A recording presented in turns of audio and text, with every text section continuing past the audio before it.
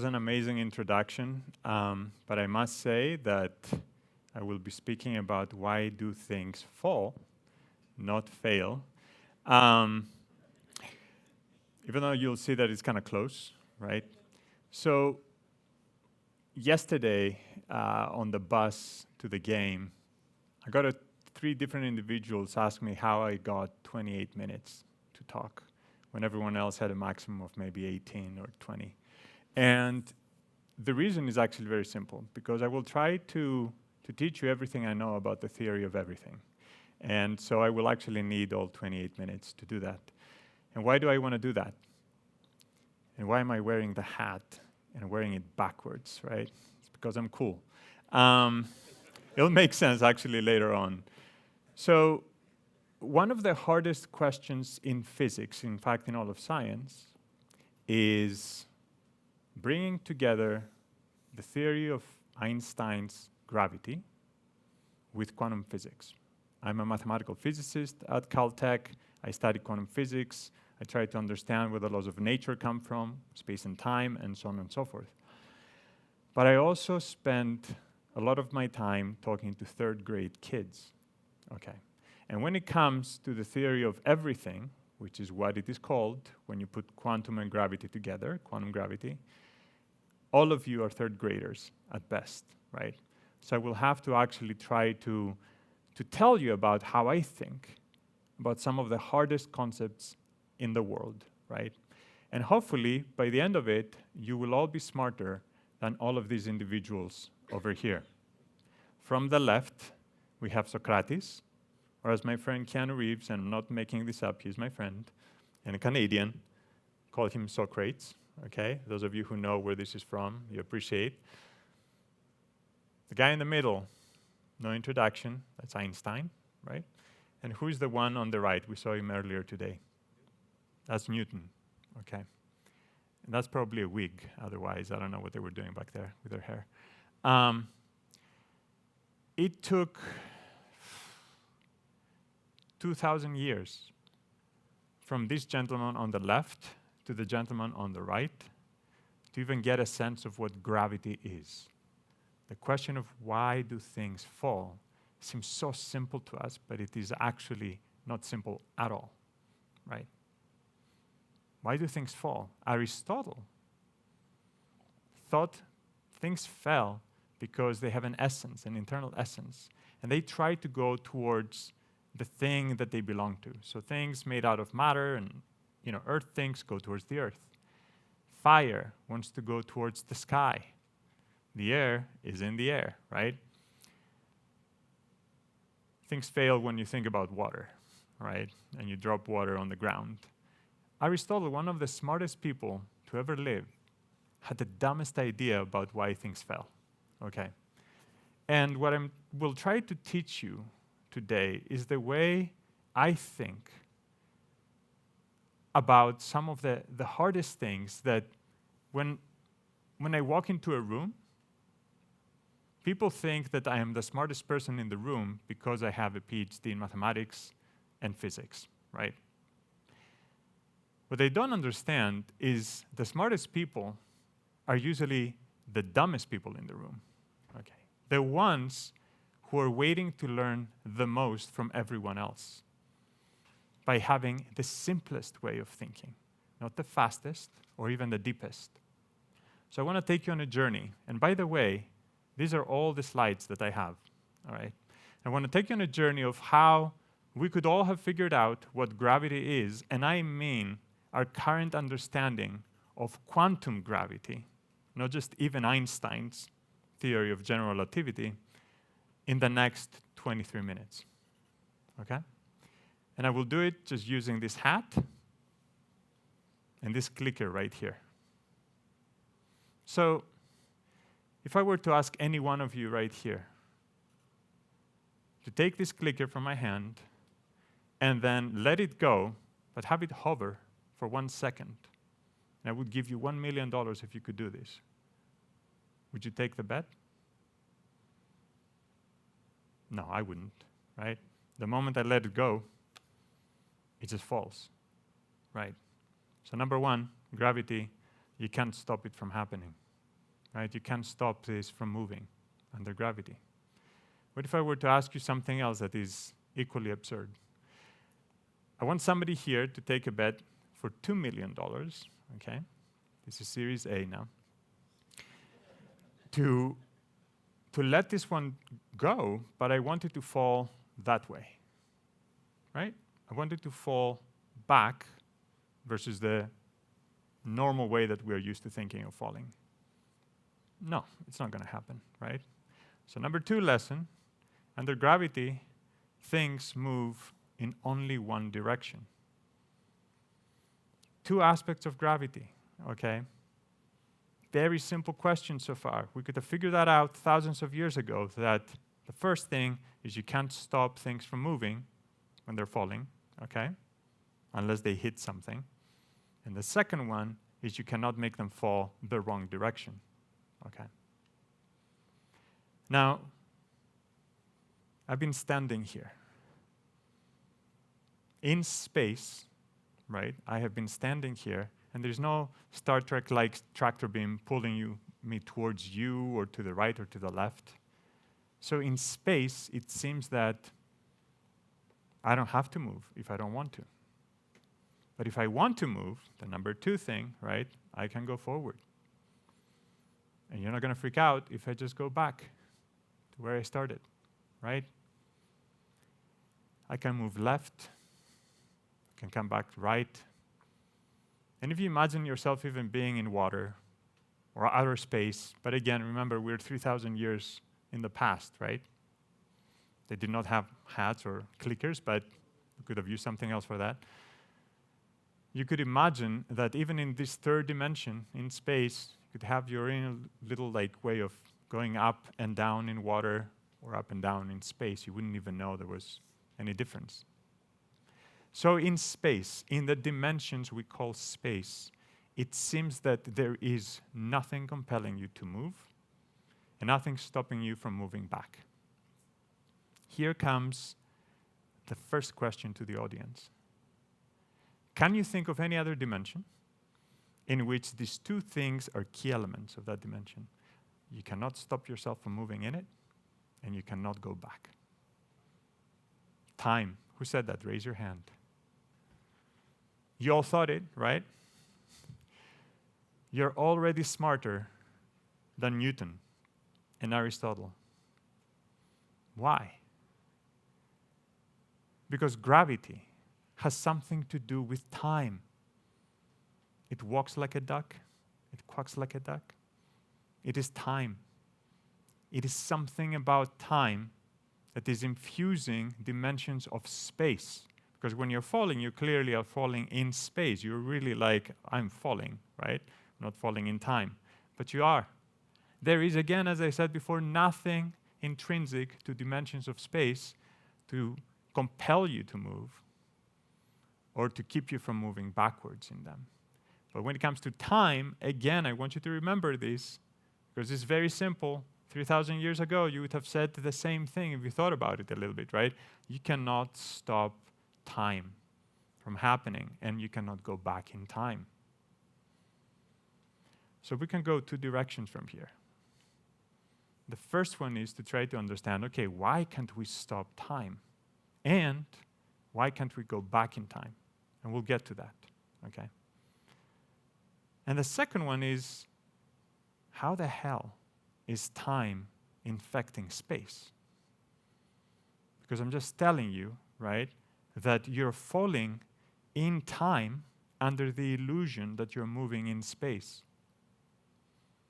So let's actually go with that to start with. If I were to ask someone to move 1 step forward and to the left at the same time, okay? Maybe they would be like, which way do I go? What would you do? Just rotate a little bit, right? Rotate 45 degrees to your left and take 1 step forward. And you have moved in something that is now a hybrid dimension of what used to be forward and left, these 2 orthogonal dimensions, okay? But you wouldn't freak out. You wouldn't freak out. If I told you like to do that, you're like, okay, I can rotate and I have this new frame of reference. What if I ask you to do the same thing, and this dimension is time, and this one is space? Is anyone here capable of rotating themselves in time, away from the flow of time? I've never met anyone, right?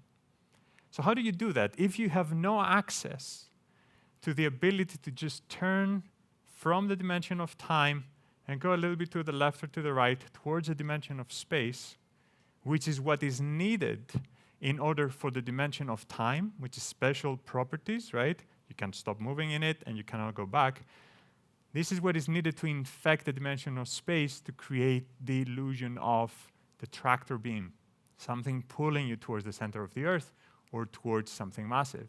Right? How can you do that? Is there any mechanism that allows for the creation of turning without you ever having to do so yourself? Okay, let's try this out. I will do something very simple, and it is called in mathematics, and again, you don't need any of this, and that's important, right? You do not need any mathematics to understand any of this and to be convinced of what I'm telling you. But I will tell you the word. It's called parallel transport. That is a deep concept, which is also one of the simplest concepts, of moving without changing. Okay? Parallel transport says that if somebody tells you to move under parallel transport, you're supposed to stay in the same direction at all times. And again, I'm going to do the crab walk right now. I'm still facing you in the same way, and I'm just going to go back. Okay? At no point am I allowed to do this. Right? And remember, in time, you can't even do that. You cannot turn and look a little bit to your left. Right? So what do we have here? I told you, imagine that you're walking from the top of the earth, right, the North Pole, all the way down to the equator. By the way, what would that look like? Exactly what I did before. Just straight. You're just walking until you hit the equator. You're just going straight, okay? And then I asked you to walk the same amount, the same distance, but to your left, the way that I did before. Okay? And then, finally, to walk back the same amount of distance. Right? What would happen? Remember, this is something very weird, right? If you were to do that on Earth without knowing that the Earth is round, and by the way, they didn't even know that back then, where would you end up?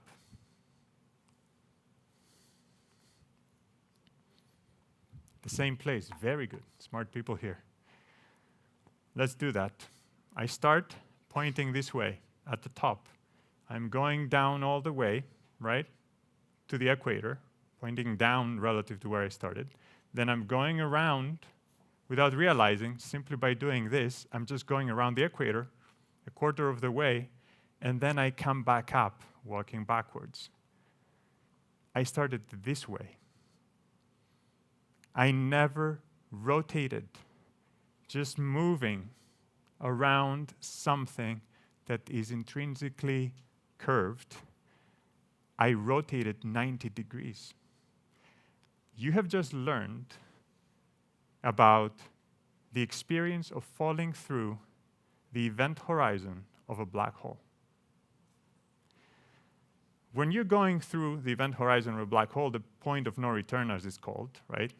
The boundary where it's black and then you have something outside of it. This is exactly what is happening. You're falling in space, in what used to be space. Remember, this used to be space. This used to be just going left. And this was time. You're stuck moving forward, parallel always in time, but on top of something curved. And by the time you're done, which way is time facing? It is facing this way. What used to be left, what used to be a dimension of space, and vice versa. When you fall inside of a black hole, the reason why you cannot escape is very, very simple. Because you're no longer moving in space. What used to be the dimension of space has become now fully the dimension of time. You're moving forward in time. At the center of a black hole, the singularity, it is the end of time and the end of your life. Okay. Doesn't have to be that way, by the way, but let's just stick with that for now. Okay, so I'm downloading a lot, and this is, from my point of view, every single one of the things I'm telling you, and you'll have to, you will be sleepless for a few nights, I guarantee this. You'll talk to your spouses, your friends about this. You're like, wait, how? Every single thing I have told you so far, and I think you would agree, is very, very simple. There was no mathematics, no slides, right? No special theories. Very, very simple stuff. And every time I asked a simple question, okay, how is it possible that when I let something go, it always moves, and it moves in one direction? Right? Why is this not part of space? Is there anything else analogous? Well, we came up with time. That is correct, right? How the heck can time make a difference along a dimension of space? Well, it is the same idea of rotating, changing your direction in what used to be time to become now part of what you thought of as space.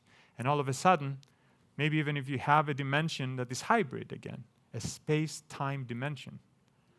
And to make it concrete, imagine it is 5% time and 95% space. What does that mean? I want you to linger for a moment, right, in your minds. What does it mean to have 5% of an otherwise space dimension be time? What would that do? Even if you do not move in the 95% that is space, what does the 5% compel you to do? Like an exorcist thing, go towards where time is flowing, right? And only in one way. Exactly like gravity. Maybe this is like a good time for a brief back, but I don't even want to, to try it out right now, even though I love that idea. It's such a beautiful idea. I'll use it with all my graduate students and postdocs. But there is another question. We're going deep. By the way, this takes us into territory of is there a God? And I'm not joking about this. And what happens after death? Okay. Because these things are so fundamental that it's about perspective. It's about the very essence of what time is. What gives time, right? This special ability to always pull you forward and along a very specific direction. We'll get to that. But first, I have a third prop, which is,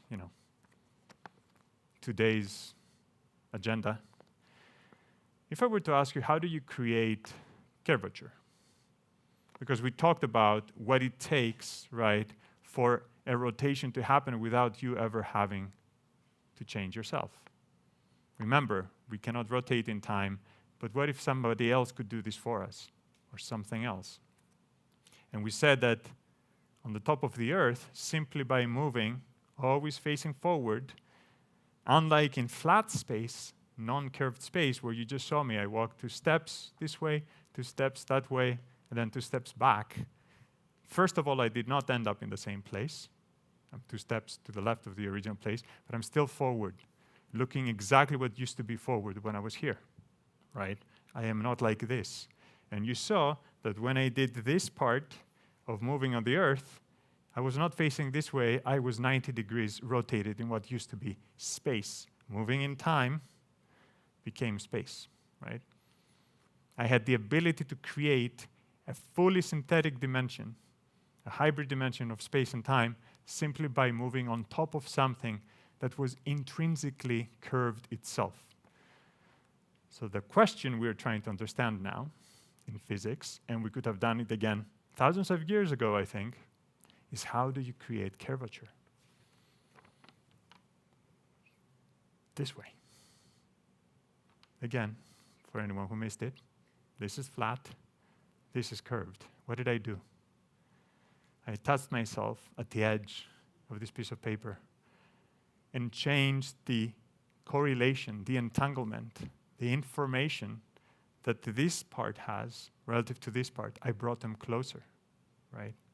I created a stronger connection between things that exist at the edge, the boundary of this universe. We believe right now, and we are fairly certain, that the universe itself is a hologram. Gravity, which is at the bulk of this hologram, this extra dimension, doesn't actually exist. Curvature of space-time, which is, by the way, what the gentleman in the middle understood 100 years ago, was gravity, the curvature of space-time. And by the way, now you know exactly what that means. Without any mathematics, you understand it better than he did. He had to understand it backwards. From the mathematics emerged, right, as idea. Now you know why. Because without curvature, you do not have a mechanism of rotation between time and space. Curvature of space-time as a construct is the thing that allows time, with its special properties, right, to infect space and give it the illusion of movement, unidirectional movement. So, curvature, right, where does it come from? By messing around with the edge of the space-time itself. All the information of everything and everyone in this room exists at the walls of the room. In fact, any region of space and time has no information inside of it. All of the information, which if you had access to and you could decode, you could understand everything happening inside, is at the boundary of that region. This is insane, but it's true, okay? The whole universe is a hologram. And by the way, that's what I told Keanu Reeves when I was on set for Bill and Ted Face the Music, the third to the trilogy. And he stopped filming for 30 minutes, and we had this very long conversation because he was like, no, it's not, you're messing with me, right? And I was like, yeah, you know, that's how it works.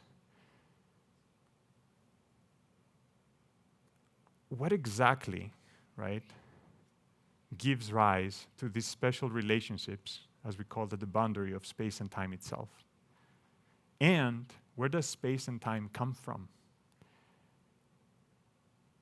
Think like me, okay? I'm a very simple thinker, despite appearances or when Kevin introduces me to people, right? You ask very simple questions, which are usually insane to most people, because like, what do you mean? Where does space and time come from? They're fundamental. They can't come from anything else, right? And I ask always, where do things come from? Okay. Can there be something more fundamental than the very concept of space and time? Philosophers, for the longest time, right, thought that these were things that were the input to every other experience, the canvas upon which human life happens, everything happens. So when I'm telling you that they're not, they're emergent structures, right? Where do they come from? Not just gravity is emergent from relationships happening at the boundary of space-time. Space-time itself, even at the boundary, is not real. I think all of you are going to need a big break after this, but it comes from relationships. The takeaway message here is that everything is about relationships. The stronger a relationship is at the quantum level between two things, the closer we think of them at the emergent level of space and time from our human point of view. The faster and stronger, right, a connection between things, something happening and how quickly the other things are like responding to it, is what creates this illusion that I am closer to you than the Dorian, the hotel, is right now. And quantum entanglement at the foundation of all of this is basically exactly the thing that describes that relationship. The stronger that connection, the closer you are both in space and over time. And the way we weave together these networks of relationships at that boundary is what creates space and time. And there isn't just one. There is an infinite number of space-times. Not just of universes, right, but of space-times. We live in a pancake, a superposition, a quantum superposition that gives this illusion of an objective or semi-objective reality. We know all of this is false. So another message here is that our perspective defines reality. And when you can break away from a certain perspective, using empathy, actually, or sitting down and having a great meal.